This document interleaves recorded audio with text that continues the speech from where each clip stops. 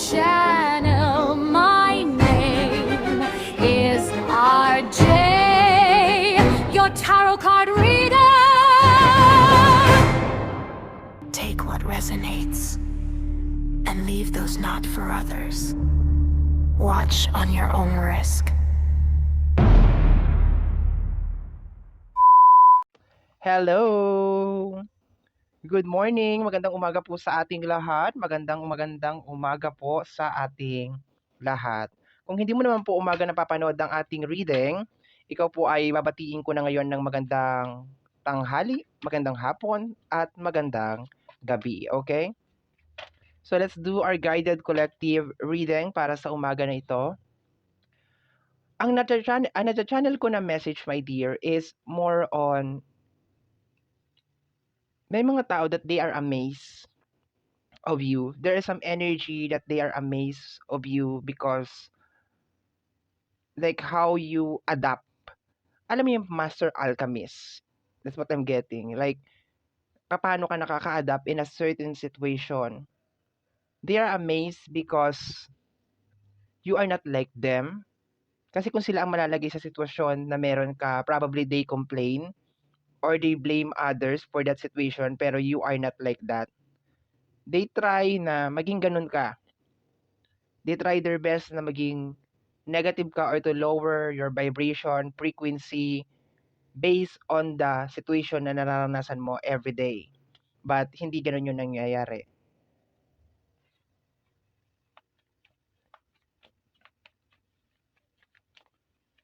Ang nare-receive ko lang ngayon is nakakamangha siya. Collective is so amazing.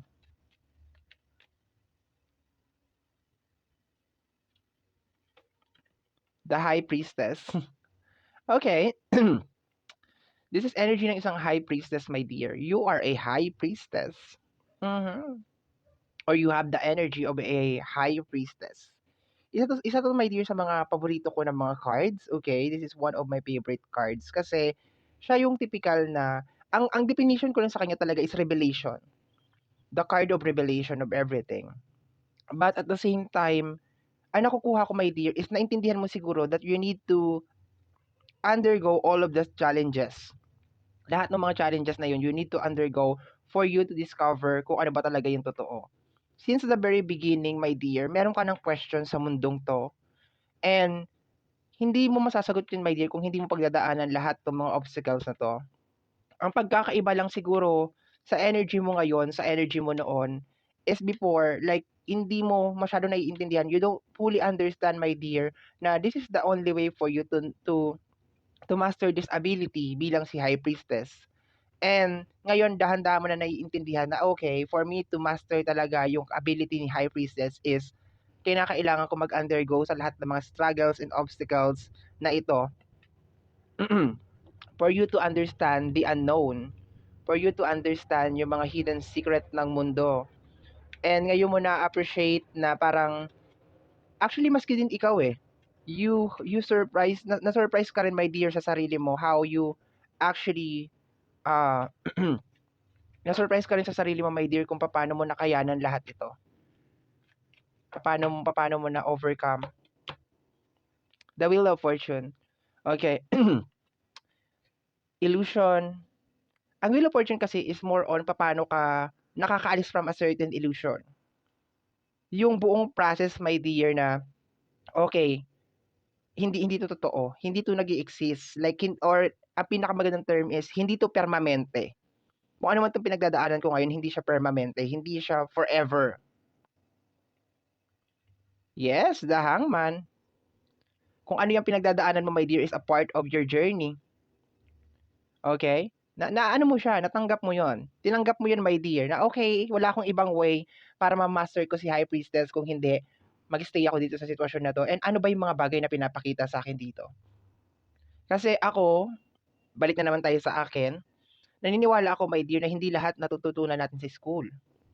Not everything is nalalaman natin sa school. Some of it is kinakailangan natin matutunan through experiences. And eto siya.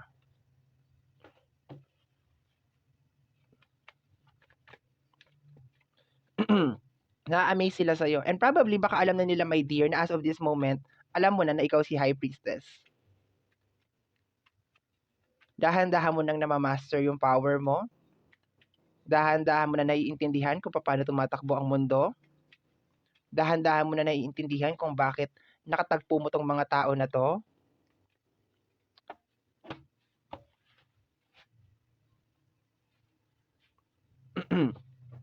We have here the Empress. Wow! Okay. Double energy. You have the double energy over here.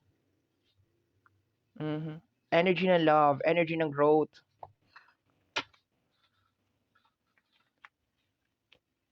You grow, alam mo, ang laki ng pinagbago mo. And nanonotice ng mga tao yon. Ang laki ng pinagbago mo, my dear. Sobrang laki ng pinagbago mo. Nanonotice ng mga tao yon. Okay. Ang laki ng in-improve mo.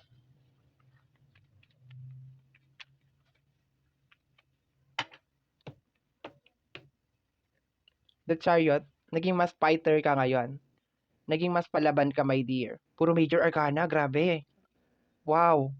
Power itong reading na to. Last card natin is the energy of the Nine of Swords. Sa kabila lahat ng mga pinagdaanan mo, my dear, lumaban ka. And nanonotice yun, my dear, ng mga tao. Okay? It's not all about being the High Priestess. Minsan kasi ano lang yun eh, label lang yun eh, para, 'di ba, alam mo kung nasaan ka. It's more on about yung improvement mo bilang isang tao. Nanonotice siya ng mga energy sa paligid mo. Kung dati kasi parang tinatanong mo, bakit ako sa dinami-dami ng tao, bakit ako, why me? Eh ngayon dahan-dahan mo na naiintindihan, my dear, kung bakit ikaw ang nakaranas ng lahat ng yan sa dinami-dami ng tao sa mundo. Sa dinami-dami ng tao, bakit ako? Bakit ako? Why me? Bakit ako? Eh ngayon naiintindihan mo na siya. Na lahat ng hirap, lahat ng pasakit, lahat ng struggle is a part of your journey sa pagiging High Priestess mo or probably energy of Empress.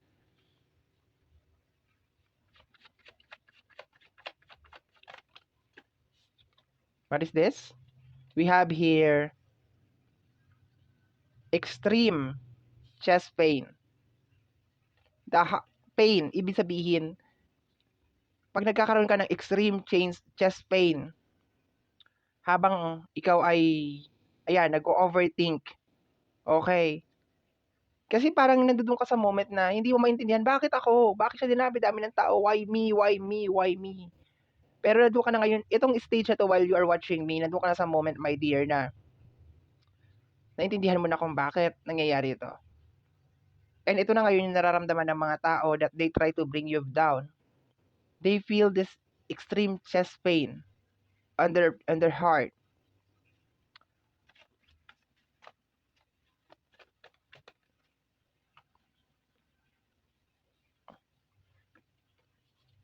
What is this? The group chat. They're talking about you. Pinag-uusapan kanila. Laman ka ng kanilang mga conversation. They're talking about your wins. They're talking about how you survive every battle, every obstacles, every challenges. They cannot believe. They're amazed. Bago pa tayo maglatag ng mga cards, sinasabi ko na sa iyo that they are amazed. Sila ay namamangha, my dear, kung paano mo nagawa na mapaglabanan itong mga bagay na ito.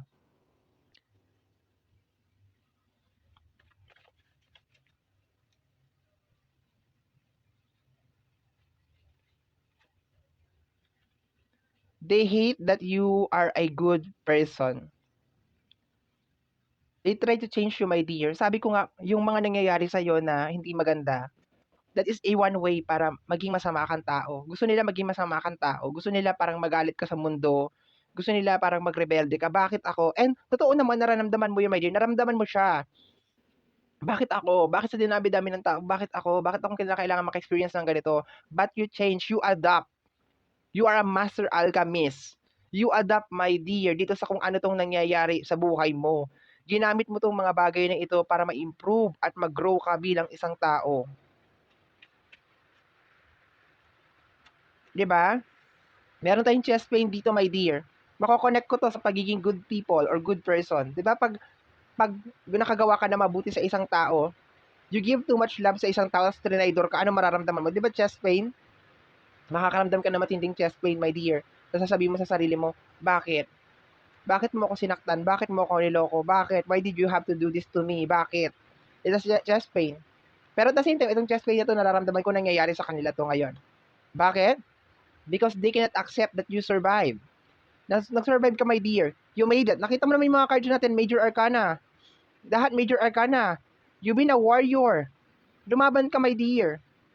Sa lahat ng mga pag-overthink mo, my dear, kahit na nasa loob ka ng hangman, you accepted it. Sinabi mo, Ama, ito po ba ang tanging paraan para matutunan ko kung ano talaga ang sekreto ng mundo? And you accepted it. Tinanggap mo siya, my dear. Merong group chat. Merong mga nag-uusap-usap, my dear, pinag-uusapan ka. They are talking about you. They're talking about kung paano ka, gaano ka ka-powerful, gaano ka kalakas. Because there's a tendency, my dear, na kung sa ibang tao yun nangyari, probably wala na yung tao na yun ngayon. Yung sitwasyon na pinagdaanan mo, my dear, hindi siya madali. Yung sitwasyon na pinagdaanan mo, hindi siya madali, my dear. Punong-puno siya ng heartache. Practitioner. This is the card of practitioner. May mga practitioner, my dear, na pinag-anuhan kanila, pinagtripan kanila. Pinagtripan ka, my dear, ng mga practitioner. There's this practitioner, pinagtripan kanila. Yan. The group chat. Isang group to, my dear. This is a group of practitioner. And paulit-ulit kanilang inatake, my dear. Paulit-ulit kanilang inatak. And they expected, dahil marami na sila, hindi mo kakayanin to. That you will crush. Na madudurog kang pinong-pino, my dear. That you will never survive. That you will never make it. Pero the amazing part is, you made it. And congratulations, my dear, because you made it. Naiintindihan mo na dahan-dahan, hindi 100%, pero at least, na-overcome mo na yung pinaka-crucial na part. Kung paano kontrolin ang puso mo. Kung paano tanggapin, my dear, na there is a certain thing na nangyayari sa mundong to para maging part ng growth mo, ng personality mo, ng pagkatao mo. Na walang ibang paraan para matutunan yung bagay na yung kung hindi through experiences. And you need to experience it, my dear. And naiintindihan mo na siya ngayon.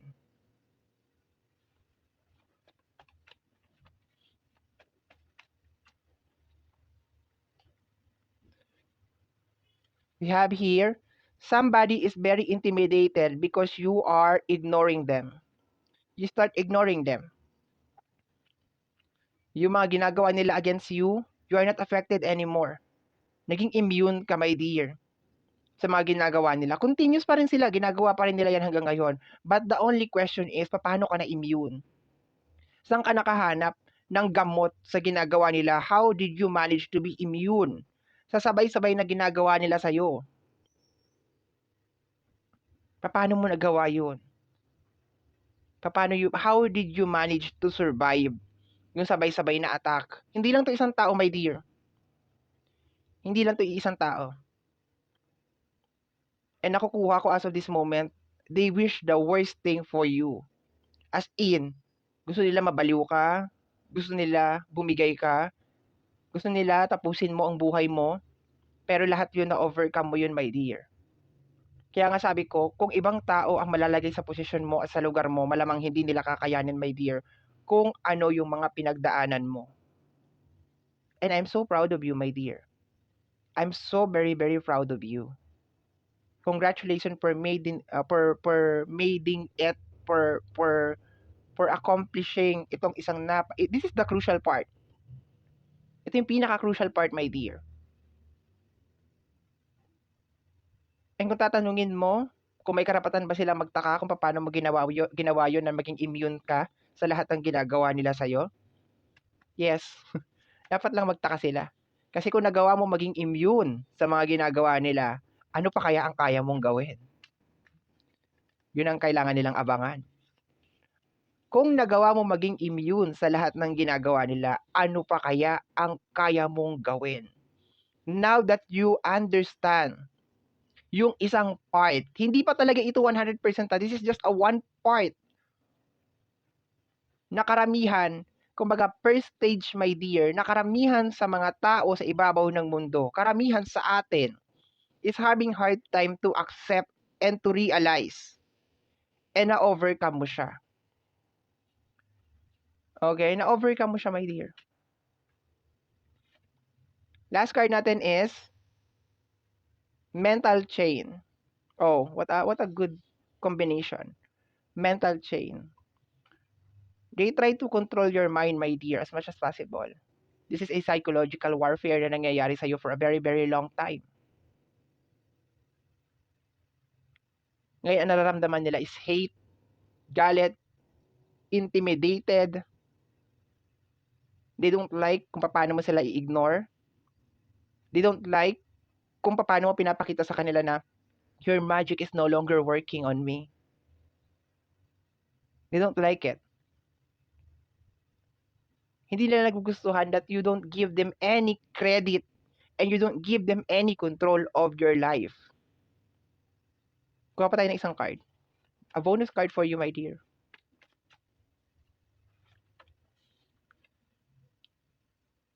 They stare your choice, pulling you away from your own path. Gusto ka nilang ilihis, my dear, ng landas. Gusto ka nilang, sabi ko nga sa'yo kanina pa, nare-receive ko yung download, my dear, na gusto ka nilang mabaliw, gusto ka nilang mapariwara, gusto nila, my dear, na you stop believing on yourself, i-highlight mo lang talaga lahat ng mga negative, they try to brainwash you, psychological warfare you, they do everything that they can para hindi ka makakontinue or hindi ka sabihin na natin, hindi ka makapag-exist sa mundong na to. They want to eliminate you, my dear. But you survive. And as of this moment, busy silang pag-usapan or i-puzzle out kung paano mo nagawa yon. Probably, sa lahat ng ginawa nila ng ganito, nag-iisa ka. Nagbubukod tangi ka, my dear, na nakasurvive. Sa libo-libo na ginawa nila ng ganito, lahat bumigay. Nag-iisa ka lang na nakaligtas. Nagbubukod tangi ka, my dear. And to the point na nagkakagulo na sila ng dahil sa'yo, you are powerful beyond what you think. Mas malakas ka pa, higit pa sa iniisip mo, my dear. I wish you all the best, my dear. Once again, congratulations for making it out dun sa first stage, my dear. I call it a cycle of awakening. You survived the first stage. Pero wag masyadong makampante. Meron pang second stage. Pero don't worry because it is going to be easy. To the point na naiintindihan mo na kung ano nangyayari sa ibabaw ng mundo. I know that you will made it also.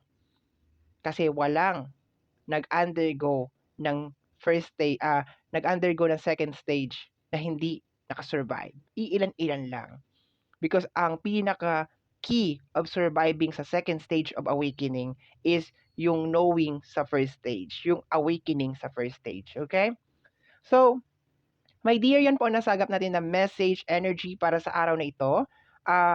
Kagaya po na lagi kong sinasabi, ang tanging hiling at dasal ko lamang po sa ating buong may kapal ng mga readings na ginagawa ko ay nakakatulong po sana sa ating lahat. Maraming salamat po. Thank you, my dear. Bye-bye and congratulations. Take care of yourself.